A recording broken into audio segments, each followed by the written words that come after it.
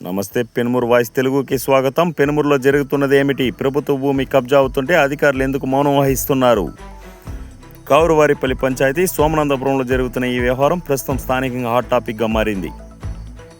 ప్రభుత్వానికి చెందిన భూమి అక్రమంగా ఇతరుల పేర్లోకి మారుతుందన్న ఆరోపణలు గ్రామస్తుల నుంచి బలంగా వినిపిస్తున్నాయి. ఇప్పటికే 3 నెలల అధికారులు చుట్టూ తిరిగినా ఎటువంటి ఫలితం లేకపోయిందని గ్రామస్తులు వాపోతున్నారు. న్యాయం కోసం ఇంకా ఎదురు చూస్తున్నారు గ్రామస్తులు. ఇంత జరుగుతున్న బాధ్యత వహించాల్సిన రెవెన్యూ అధికారులు ఎందుకు మౌనం వహిస్తున్నారు? చర్యలు తీసుకోపోవడంలో ఆలస్యం ఎందుకు అన్న ప్రశ్నలు తీవ్రంగా వినిపిస్తున్నాయి. ఈ వ్యవహారంలో అవినీతి కోణం కూడా ఉండొచ్చునన్న అనుమానాలు వ్యక్తమవుతున్నాయి. అయితే దీనిపై అధికారిక స్పష్టత మాత్రం ఇంకా లేదు. పై స్థాయి అధికారులు స్వయంగా సందర్శించినప్పటికీ స్పష్టమైన ఫలితం లేకపోవడం మరింత అనుమానాలకు దారితీస్తుంది.